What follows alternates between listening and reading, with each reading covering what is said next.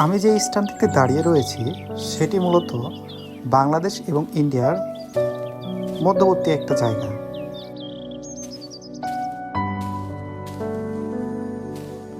ঠিক এইখান থেকে ওই দূরে ওটা দেখা যাচ্ছে, ওটা সম্পূর্ণ ইন্ডিয়া আর এটা মূলত বাংলাদেশ। পাশে রয়েছে পদ্মা নদী।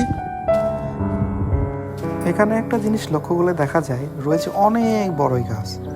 যত দূর দেখবেন সবগুলাই বড়ই গাছ রয়েছে, অসংখ্য বড়ই গাছ। একটা সময় এখানে অনেক মানুষ বসবাস করতো, একটা গ্রামের মতো ছিল, বাট এখন সেটা নেই। নদী ভাঙ্গনের ফলে তা বিলুপ্ত হয়ে গিয়েছে। এখন রয়েছে শুধু ধুধু চর, আর পাশে অনেকে আবাদ করে এখানে নদী শুকানোর পরে, কারণ নদীতে তো পানি থাকে না।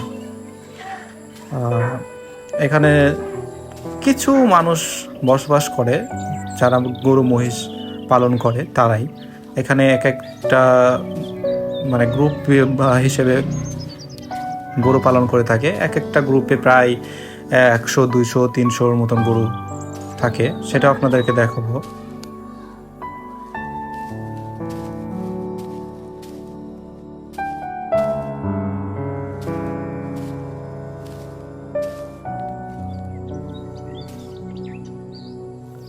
এখানকার পরিবেশটা দেখলে প্রাণ জোড়ানোর মতো, মনোমুগ্ধকর একটা পরিবেশ।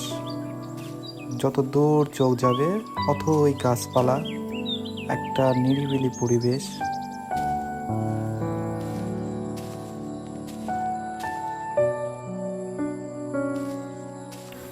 আমার সামনে রয়েছে অনেকগুলা গরুর পাল।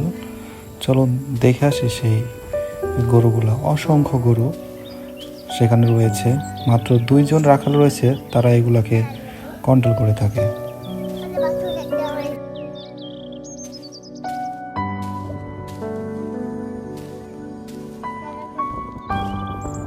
পদ্মা নদীর চরে আসলে মূলত যেটা চোখে পড়বে তার মধ্যে অন্যতম হচ্ছে এই গরুর পাল। এখানে রয়েছে অসংখ্য গরু।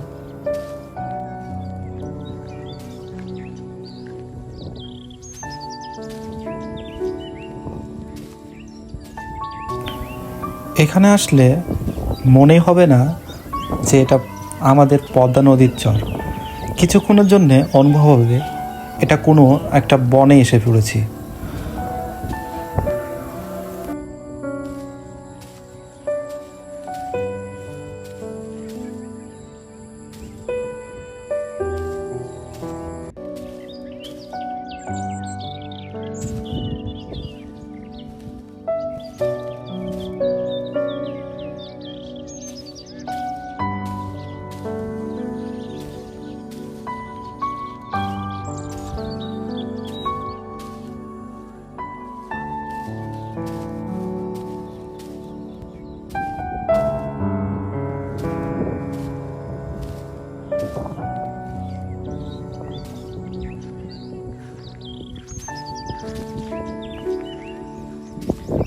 এখানে রয়েছে অসংখ্য বড়ই গাছ, যার কারণে যারাই আসে তারা বড়ই পেরে খেয়ে থাকে।